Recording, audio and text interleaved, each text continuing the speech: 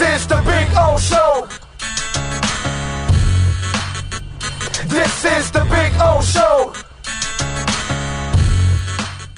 Oh, let's talk a little fish. And of course, Joe Schad does an excellent job covering the Miami Dolphins for the Palm Beach Post, and also an excellent job with us a couple times a week here with the American Dream Lending Miami Dolphins Insider Report. Mr. Schad, how are you doing? How's the construction going right now? Where's the update on the pool, and when is the pool party? Yeah, things take a little longer than planned usually. And Shocker. then, the whole permitting issues come up. So, yeah, I don't think we're going to be putting the water in the pool anytime soon. And in today's world, dude, everything is delayed, man. I mean, I'm surprised they have all the materials they need just to make the damn pool. I mean, that's how crazy it is in today's world. We had problems with our sliding glass back door, and that thing took 6 months to get. 6 months we had to wait for the sliding glass door.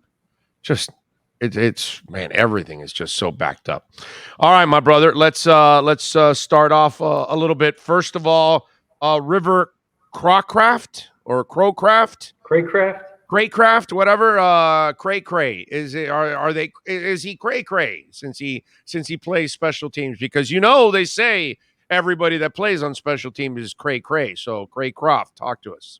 Yeah, who knows if Matt Collins is going to come back. He did not say at the end of the season that he definitely wanted to come back. And, of course, that was when there was a different coaching staff in place. There's been changes now. But you okay there, Big O? No, I'm not. You started off my morning by telling me you made, Matt Collins. Come on. We love Matt Collins. But the thing with Craycraft, if I'm saying his name correctly, and I'll have to look it up. I haven't actually checked. Let's go Cray. Let's just go Cray. That's it. It's a term. Let's go Cray. He and Wes Welker will get together and make sure that Devontae Parker and Lynn Bowden and Jalen Waddle know, the 49ers way of doing things, because Craycraft was with the 49ers and also the Broncos. So he's very familiar with the system. Yeah, I think I saw return skills. Looks like maybe he might be a little bit of a gunner or flyer, right? Because he's got some tackles on special teams. Yeah, I mean, it is interesting that he's, the first guy or one of the first guys that Chris Grier has added since Mike McDaniel has become official. And, I think it's okay to add a few guys that you have familiarity with to help everyone learn the system.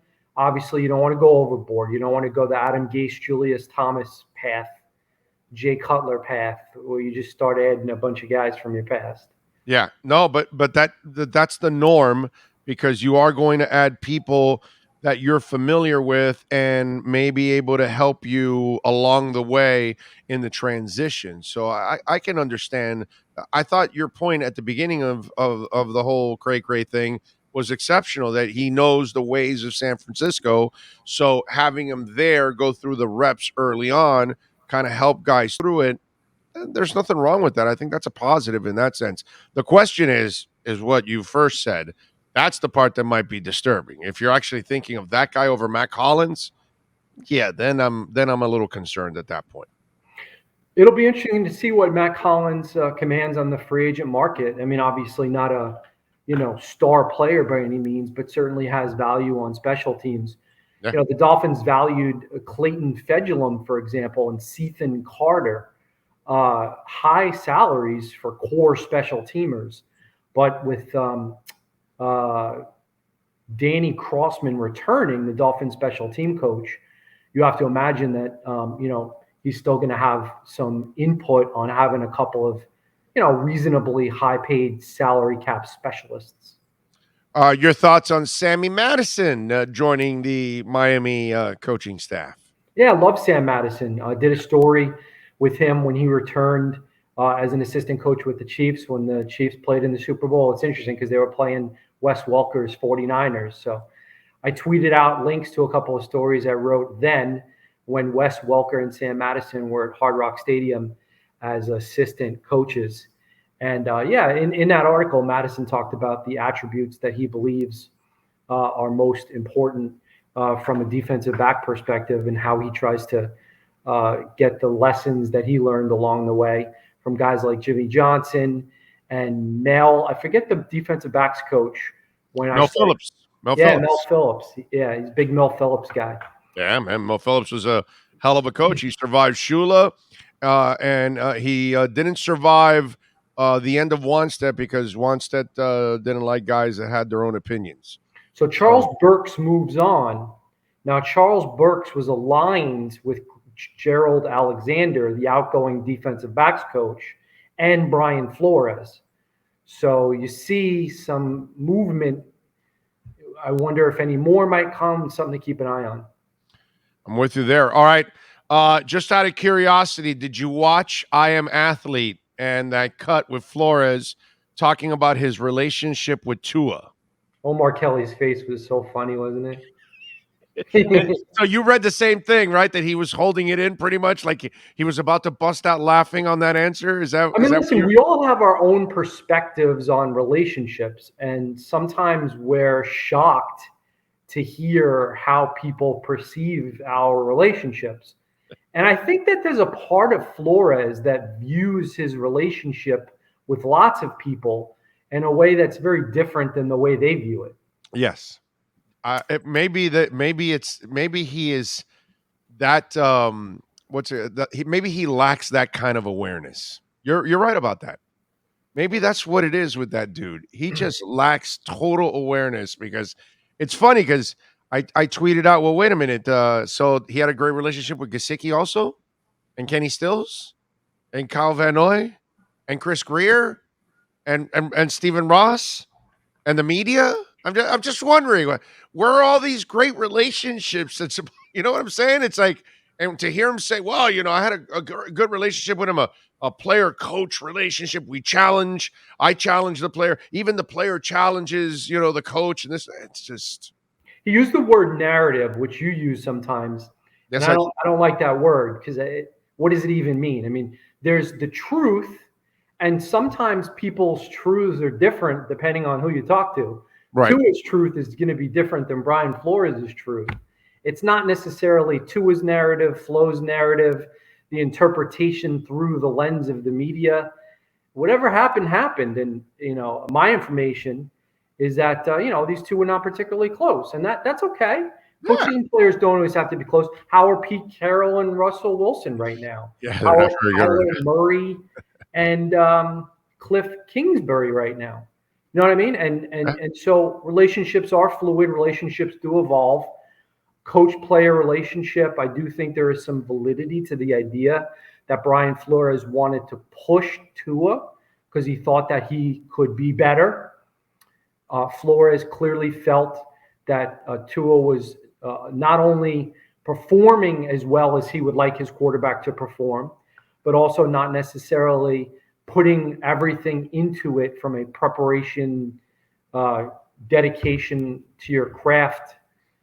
As I've written, I don't know. I don't know what. Well, he says he had all but praise for Tua. The funny part is you and I know that even if which they had a strained relationship, but no matter how bad it was, even if you ask Tua, he's never going to That's why when Flo said ask anybody Tua, under I the bus. laughed because Yeah, right. what is Tua Tagovailoa ever going to say other than I enjoyed my time with Coach Flo. Exactly. I respect Coach as a person and a coach, and I wish him well in the future. Of Yeah. course, that's what he's going to say.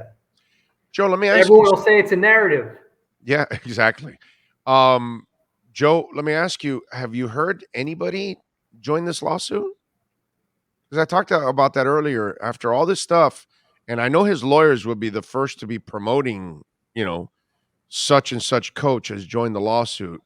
So there's a ton of minority coaches that have come and gone throughout the league, and nobody, not one name. Why? Yeah, I obviously we haven't heard any of that made public yet. Maybe there will be. Why? I don't know. I mean, one logical reason is that there is the notion that if you sue the league or clubs, that you are now done as a coach. So, that's very scary. I mean, these guys want to coach. That's their livelihoods. That's the way they make money for their families. So I can certainly understand the apprehension. Maybe it would be more likely to be a coach who's, kind of out of it or not expecting to come back.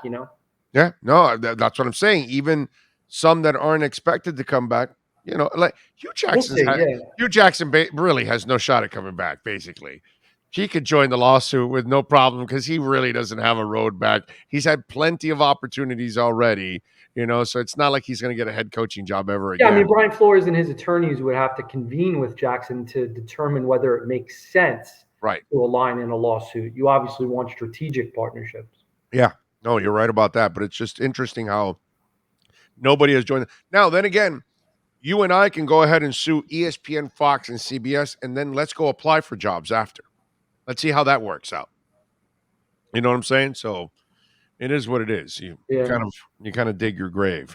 All right, what are you working on at the Palm Beach Post, my friend? So, Well, I posted a story looking at the running back position, and as you know, the last 3 or 4 running backs that the Dolphins have drafted have been in the 7th round.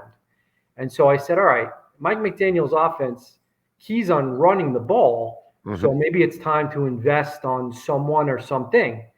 There's a running back from Michigan State, Kenneth Walker III, who's worth looking into, especially if he slips to the top of the 2nd round.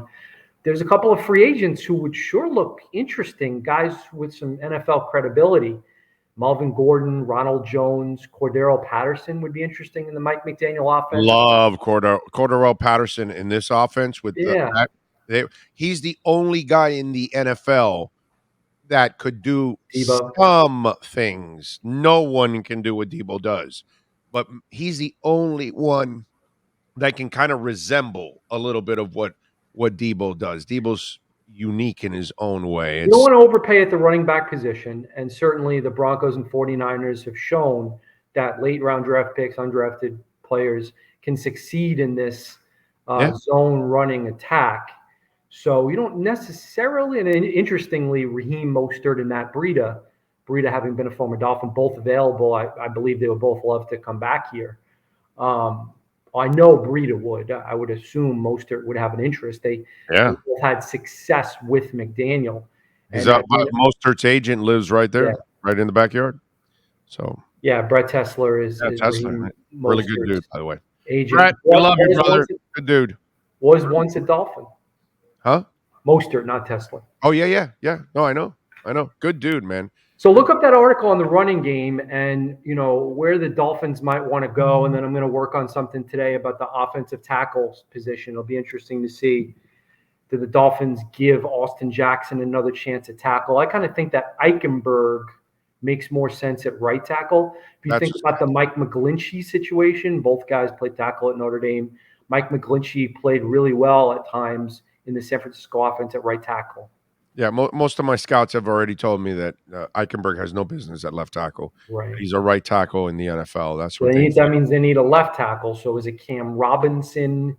Is it Teron Armstead? Some people are talking about Laramie Tunsil, that maybe Houston wants to get rid of him and unload him, and you get him pretty cheap because as long as it's not for 3 first-round picks. Yeah, no, it won't be. It'll be probably only for 1, actually, because you got to pay a big salary. Yeah. So, the Dolphins ironically have the salary cap space. I would welcome Laramie back. He's obviously a very good player and was a very good draft choice of the Tannenbaum. It was Tannenbaum Gase, right? Yeah.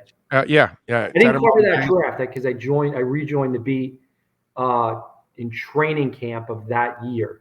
Yeah. That was clear, Gase and Tannenbaum. And I was going to tell you, on the running back side, they will invest because pre-flow, they did invest in a pick, and his name is Kenyon Drake. 3rd round, yeah. Kalen Ballage in the 4th did not work out. No. Drake was a solid pick. Kenyon Drake did. Kenyon Drake has turned into a solid player. Drake would be good in this offense. He's a slasher. He can put his foot in the ground and go north-south, although Gase used to criticize him for bouncing it outside too often. So. Okay. Okay. Sorry. I'll go with this guy instead, where I've seen his running game for years and years and years. By the way, did you watch that video by Brian Baldinger that he made of Mike McDaniel 2 years ago? No, I didn't see the Mike McDaniel offense breakdown. I'm gonna send you the link on text in a minute so you can check it out. It's only 8 minutes, but it's genius stuff, dude. Random, but after having watched Matthew Stafford and Cooper Kupp in the Super Bowl, and we can knock Adam Gase here or there. I can tell you, Adam Gase really, really liked Matthew Stafford, would have been open to acquiring him if at all possible. Really liked Cooper Kupp in the draft. That was like one of his guys that he was banging the table for before the draft. And as we've, rehashed, was a huge Josh Allen fan. So, this guy actually was right about some things. Oh, no. I mean, listen, even crazy people get things right once in a while. You know what I'm saying? Cray. Yeah, cray. Even cray people, get stuff right. Which, by the way, I just texted you the YouTube video. You're gonna love it, dude. It's gonna make an article out of it for you. You'll see. I did break down the McDaniel offense, so I hope it aligns with the video. That'd be good. I can embed the video in the story. But you're the dude that does the tape don't lie stuff. You can do a tape don't lie on this. Yeah, some new energy. What you're gonna love, Joe, about this, because this is the part I loved. Almost any offensive line will get better when you design it the way he designs it. Okay, listen to what I'm saying. Almost any offensive line will get better. Yeah, because you move in unison. You're not left down on an island to try to. Not only that, not only are you moving in unison, but you're also moving pieces where they're chess pieces that you're moving, and you're faking the other team out, and you're putting people completely out of place. It's amazing how he's able to force linebackers to misread a play, and then by misreading it, they get caught up in the trash right away, and there goes the running back down another hole where that linebacker was supposed to be. It is incredibly intelligent offensive line and blocking approach that he has. I mean, I'm just saying it's you got to give people credit when they deserve it, and credit the roots. I mean, Mike Shanahan, Kyle right? Shanahan, Exactly. Yeah. But he's obviously gone off of that and done his own thing. And this is 2 years ago, and that's the beauty of it. It's not right now. It's Baldy and Baldy played on the line, so he's breaking all of that down, and it's a really good video for 8 minutes that you sit there and you go, wow, this is a really intelligent guy. Okay, check it out. Yeah, it's well worth it. And check this man out. Follow him on Twitter at Schad Joe. More importantly, you got to do what we all do. Okay, you got to subscribe to the Palm Beach Post and support him. Joe, thank you, my brother. We will catch up next week, my friend. You be good. Big Palm Beach Post discount offer coming Tuesday. Look out for that. 2-year offer Tuesday. Look for it on Twitter. We'll plug it again next week. You got it. All right, Joe. Be good. There you go. Joe Schad, baby. We love him. Appreciate him as always. That's right, American Dream Lending, Miami Dolphins report.